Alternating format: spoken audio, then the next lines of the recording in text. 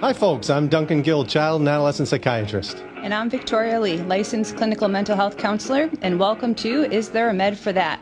The podcast about teen mental health and behavioral problems and what to do about them. Victoria and I have been working for years together with kids. Sometimes we use therapy, sometimes medication, sometimes we give some guidance to parents. And sometimes kids just need to be left alone. We don't have all the answers, but we probably have some of them. We'll do our best to share what we've learned over the years working with struggling kids and their families. We hope you enjoy the show and we can be helpful to those who have taken on the hardest job in the world, being a parent.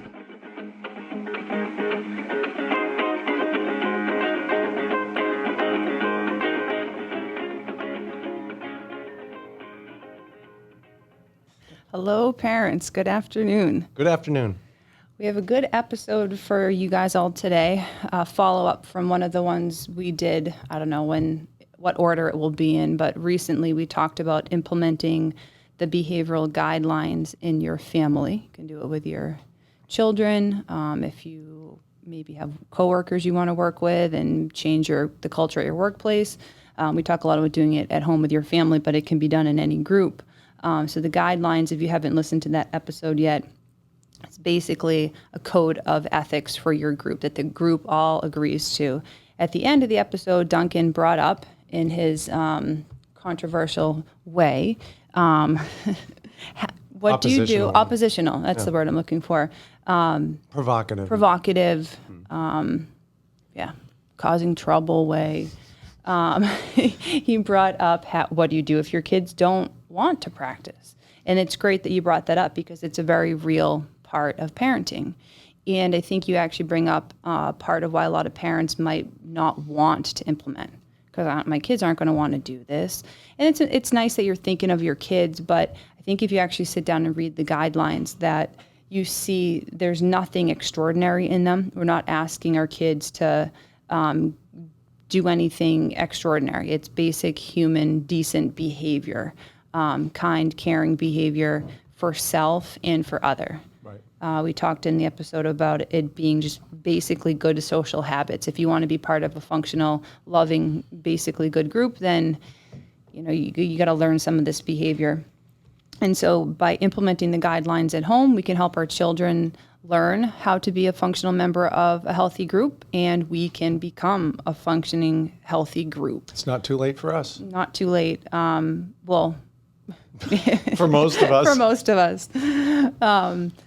And so when a child, so you sit down, you talk about the guidelines, we all read them, and you say, moving forward, this is what we're going to practice, not just it's not identified patient, identified child who has to conform. It is, we're all going to practice together. This is our new way of living together. And if a child does not want to practice, we accept that. But what do we do? So what it highlights is going to be the key leadership challenge that WED gives to us as parents or any group leader, any group member really, because hopefully our kids will start to live this way as well. They'll start to learn this sort of behavior. We're moving from a reward punishment model, so a control-based model, and we live in a society that's very much based on reward and punishment, to a model of authority. And this is a paradigm shift for most families and most people. Although I do think the more I read, and I'll compile a list of books that have some similar ideas in it that readers might want to check out, I think we're moving more to a cooperative parenting model. Our society is moving towards that way of living versus just crude hierarchical dominance-based. It's a difficult transition, right? Painful for a lot of because people. Reward and punishment is thousands of years, right? Yep. And it's been sort of the go-to model. And has kept the human race alive. Yeah, and it works in a lot of ways. Yeah. It really does. I mean, you can think about even training dogs, right? Reward and punishment. They do something you want them to do, positive reinforcement. You give them a reward for it, a treat. And the theory is they do more of it. right? I'm a little bit like that, right? You give me a treat, I'll do more of that. But then if a dog does something you don't want them to do, you give them a correction, what they call often, or a punishment, which is, like you say no. Put them in his crate. Put them in his crate, whatever people are told to do. And that will train a dog, right? And it will also train your children. But in our groups, we're going for something I believe is loftier than that. And Joe, the founder of Holistic Education and the guidelines, this was really the heart and soul of it. I think his mission was this loftier way of really truly educating humans and allowing them to reach their full maturity. And it helps our children truly learn versus just respond to stimuli. Because when you think about reward and punishment, something external is inflicting something, and you're responding to that.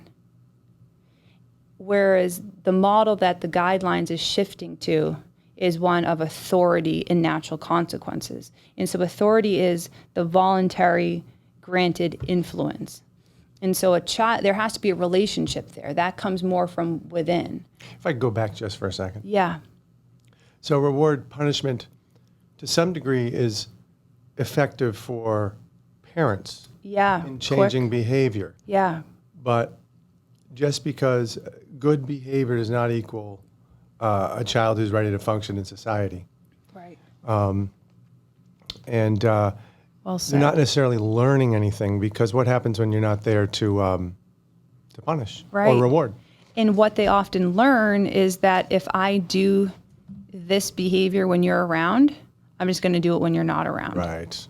And that might be good enough in certain moments or for certain things, but we don't think it's good enough holistically. And that's why Joe really emphasized the shift from a control-based model of parenting to an authority-based model of parenting, where you represent and model healthy human behavior, loving, dignified, compassionate, persevering behavior, and the child is respected as an autonomous human being.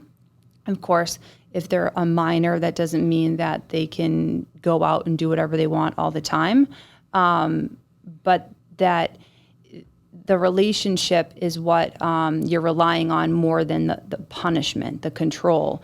And so a child, ideally, if you foster and nourish a loving relationship, the vast majority of children are going to, over time, be cooperative with you. It might take some time, but we also have to be flexible and realistic in what we're expecting of our children.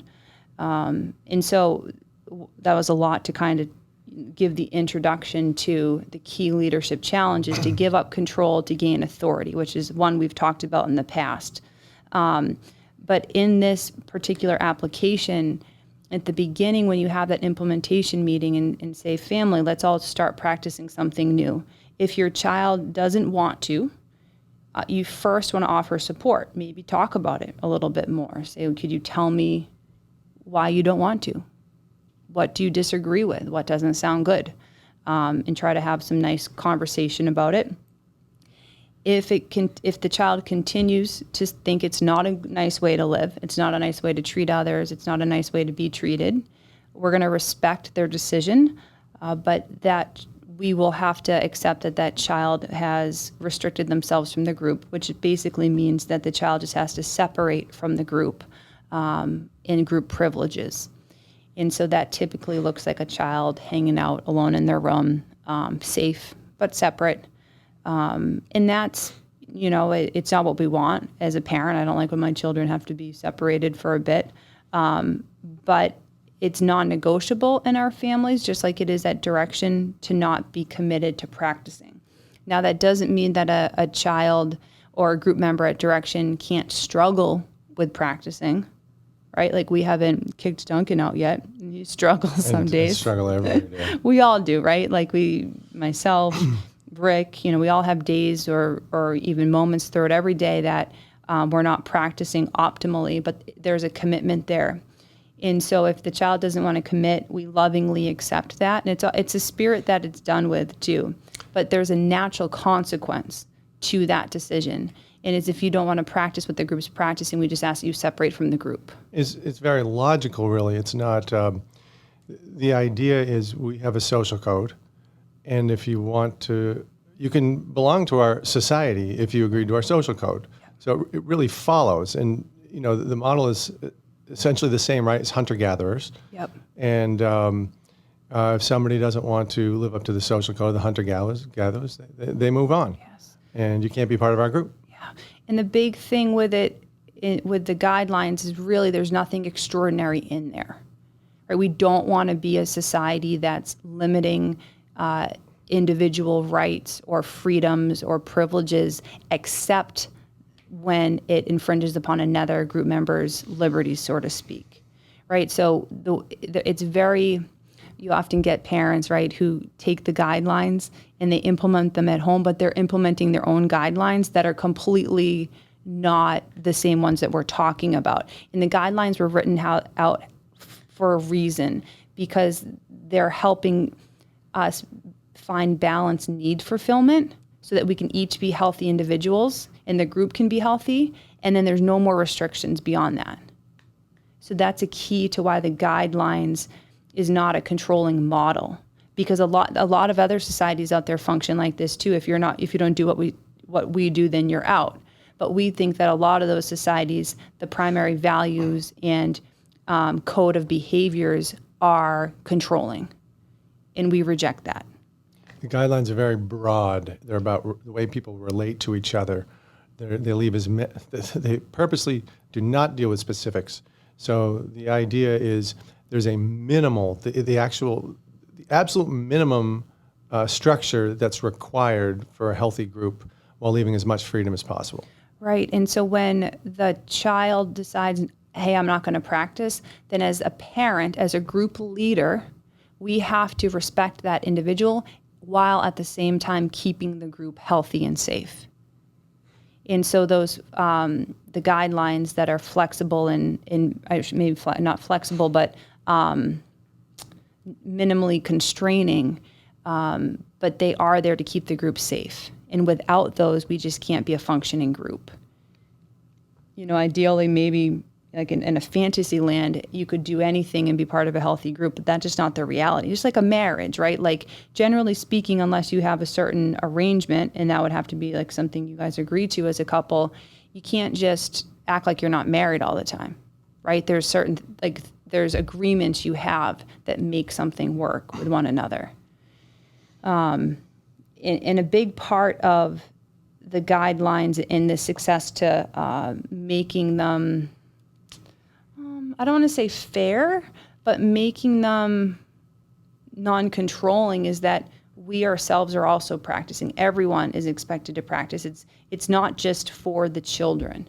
That's another common mistake in the application of the guidelines, is that only the kids have to practice. I can be nasty, or I can be condescending or just hyper-focus on their behavior all day long.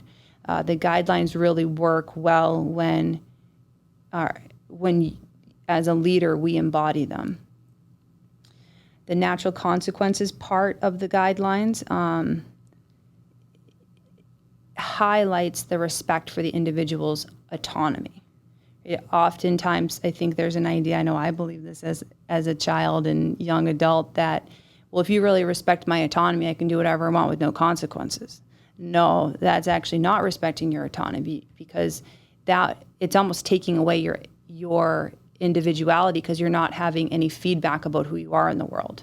The reality is if you really are doing what you're doing, right, as an individual, then there will be natural consequences to that. If someone is there and erasing those natural consequences, that would become enabling. And so, for example, if a child were to, I don't know, can you think of like some negative behavior that a child may do? Yeah, it tells you to piss off because you told them to empty the dishwasher. Right. So we had talked about that in the earlier episode, and the natural consequence would be maybe a question about that at first. Hey man, like, can you help me understand, like why you're treating me like that? Because it's hurtful usually. And then ultimately, maybe the child teams up with you there. Or maybe the natural consequence is more questions if they continue to up the ante, right? And say, F off, get out of my room.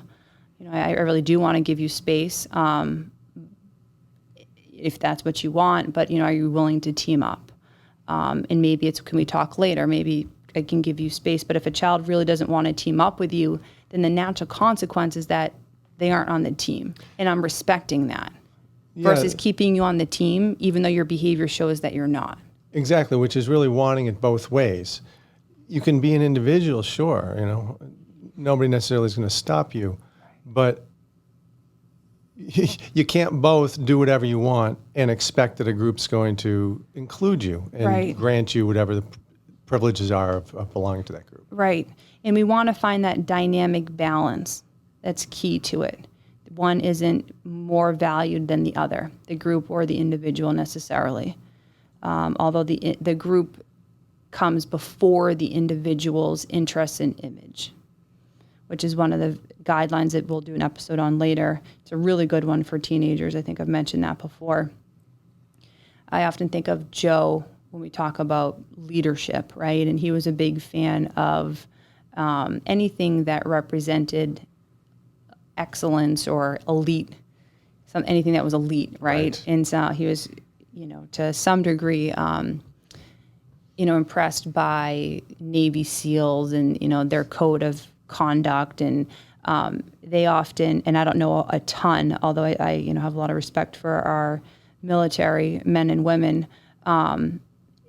extreme ownership, right? And this concept of, what is it? Leaders eat last. I believe it's in. Someone could correct me if they know better. I think it's in the SEALs, or maybe it's in the Marines in general, that the leaders eat last.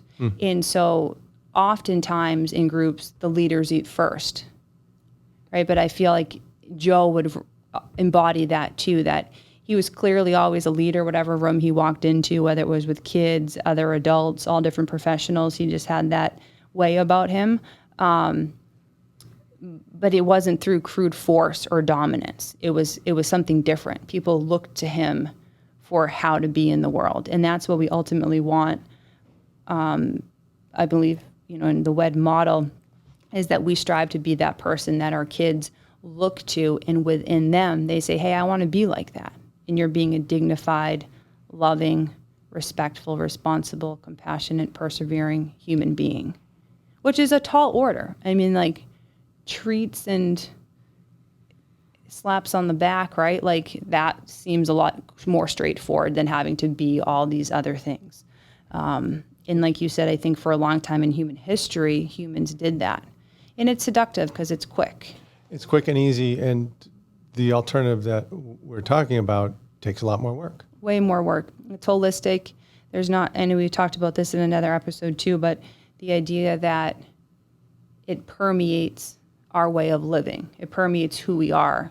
And kids can smell your bullshit, And so in holistic education, if your spirit is off, or if you're just using the guidelines as another weapon or tool to control your child, they know that, and it doesn't go well. So often in parenting group, I run a parenting group every week to help parents learn how to practice WED with their children. Often the kids will come to me separately and say, ever since my mom started going there, they're controlling me even more. And you see that they're just using it as another extension of punishment and reward. So it really it can take a long time to even understand the paradigm that we're talking about, shifting from control to authority in a group. Right. And it takes a leap of faith because, as we've talked about before as well, we accept that we can't control who our kids are going to choose to be in the world. And I think as a parent, that's horrifying. But we can hope to influence them in the most positive way possible. And we believe that by practicing the guidelines, you're going to role model the healthiest ways to be in the world. So it's not as basic as other, maybe parenting suggestions are. Like if a child doesn't want to practice, what do you do? It's kind of a complicated answer to that. But I think you kind of have to understand the paradigm that we're talking about in order to successfully accept that a child doesn't want to practice with you, and how to lovingly accept that. So probably talking a little bit about getting back to the kid who doesn't sign on to the guidelines at home. Basically, they're saying, I don't want to belong to the group. So we respect that and say, fine, We love you and we accept that. you don't have to be part of the group. The idea is that you don't have access to group privileges. And could you outline what some of those would be in a family? Yeah, so group privileges, if we're talking about our kids, right? For them, it's probably even more things than we get from a group as an adult. So the group privileges include conversation with you, even if like a lot of parents at that point say, well, my kids won't care about that. Well, after a little bit, you'll start to see how much they actually do want to have conversations with you, even if it's just about stuff they're interested in. It includes, first off, I should say, bottom line is you always provide for what we're legally and ethically obligated to provide for a child. Medical, Food, shelter. All of that's always occurring. That safety is the number one thing we provide for our children.